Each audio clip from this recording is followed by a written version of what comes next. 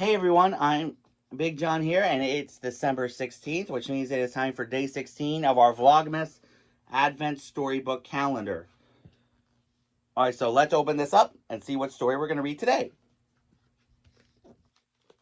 Alright, we have number 16. Bloop. A little open up of the envelope.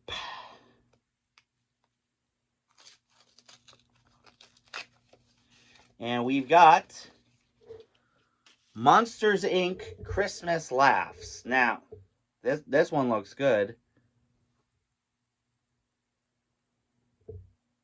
because it would be interesting to see how the creatures of Monstropolis celebrate Christmas. First of all, I didn't even know they celebrated Christmas because they're monsters. I thought, Halloween would be their big day. But anyway, shall we? Monsters, Inc. Christmas Laughs. It was Christmas time, and Mike Wazowski was busy working in the Monsters, Inc. laugh floor, which is a good show at the Magic Kingdom, by the way. The monsters collected laughs from kids by telling them jokes. Then these laughs were turned into energy for the city of Monstropolis, because, in the movie it used to be screams. However, there was a problem. A lot of kids were away on holiday, which made it harder to collect laughs. Mike was worried there wouldn't be enough power to light the Monstropolis Christmas tree. "Come on, monsters," he called. "That's funny, but the laugh meter wasn't even half full."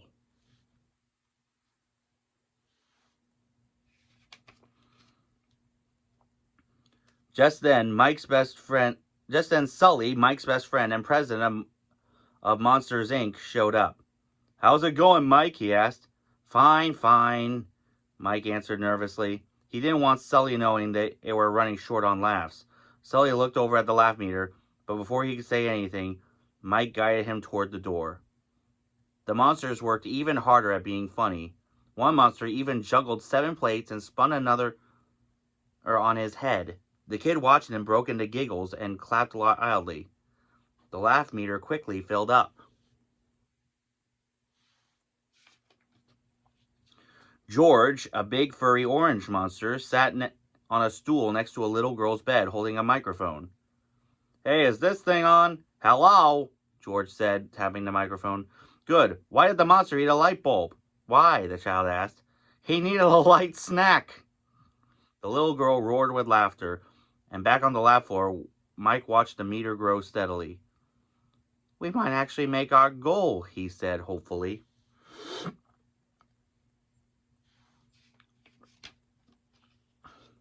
Notice George is wearing a funny nose and glasses with a mustache. Look it up, kids. That's called classic comedy.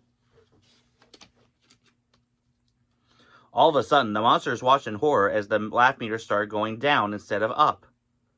"What's going on? What's happening?" cried Mike.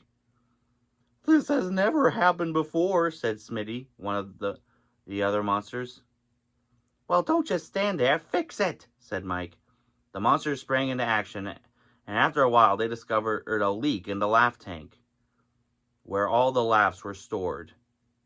They were worried that their hard work had been for nothing. Uh-oh. "Ho, ho, ho," came a cheerful voice. Mike looked up and saw Santa Claus walking on the floor. Then he realized it was Sully dressed in a Santa suit. "I'm just getting into the Christmas spirit," Sully explained. But then he noticed no one else looked very festive. "It looks like I'm the only one. What's going on?" Mike explained the problem, but assured Sully that he had everything under control. "I'm sure you do, but I'm going to see if there's anything I can do to help," Sully said to his friend.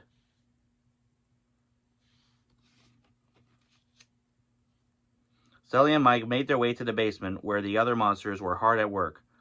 Everyone wanted to get the tank fixed as soon as possible, and time was running out. The tree lighting ceremony was only a few hours away, but the monsters couldn't agree on how to fix the problem.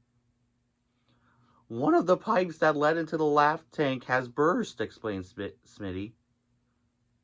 "We need to tie it off, but none of our tools are strong enough to turn the pipe." Suddenly, Mike had a great idea. Why not actually tie it off? Since Sully was so strong, he could bend the pipe into a pretzel shape. Mike stood next to Sully, to coach him, and sure enough, it worked. The pipe stopped leaking. Teamwork makes the dream work, folks. Mike and Sully headed back to the laugh floor, and everyone congratulated Sully. Mike wondered why no one was thanking him. It had been his idea, after all. But there was no time to think about that. "We're back up and running," he announced. "Let's make some laughs." All the monsters got to work. They knew they'd have to work extra hard to make up for all the lost laughs.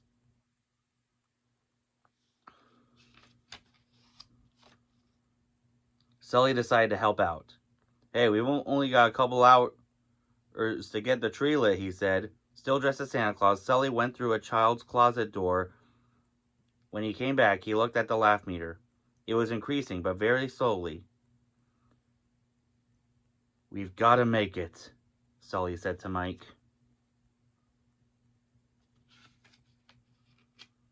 Finally, the laugh meter was back where it had been before the leak.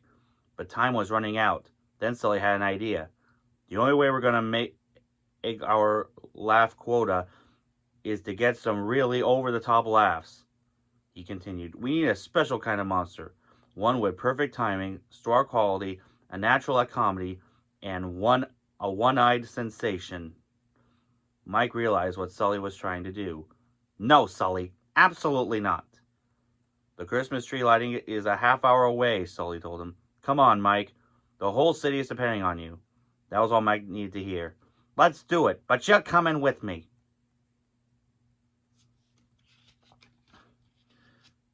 Together, they went through a door. Sully still dressed as Santa Claus and Mike dressed as an elf. Mike started with some of his best jokes, and while the kids laughed, it wasn't as much as they hoped. He realized he was going to have to try something else. He picked up the sack of toys Sully had brought, but it was too heavy for him. "Whoa!" he exclaimed as he tripped and landed upside down, spilling all the toys everywhere. The kids howled with laughter and begged for more. So Mike happily tumbled and tripped for them again. Mike and Sully made it back to the laugh floor to watch the laugh meter hit its limit. Later, at the tree lighting ceremony, Sully leaned over and whispered to Mike, "You did a great job. Thank you." Mike smiled. "You know that what I always say, funny doesn't grow on trees. When you got it, and I got it." Sully laughed. He was happy Mike had it and shared it. It was going to be a bright Christmas after all. That was a good story. Because again, it shows about teamwork and friends cheering you on. Because again, friendship is one of the best gifts of all this time of year. So let me know in the comments what your thoughts are on the story. And as always, if you have any questions on how to do Disney for people with disabilities, let me know in the comments. I'll make sure it gets into a future video. If you haven't subscribed here yet to the Big John Network, what in the Walt Disney World are you waiting for? And ding the bell for notifications so you never miss a second of the fun. And until next time, may the mouse be with you.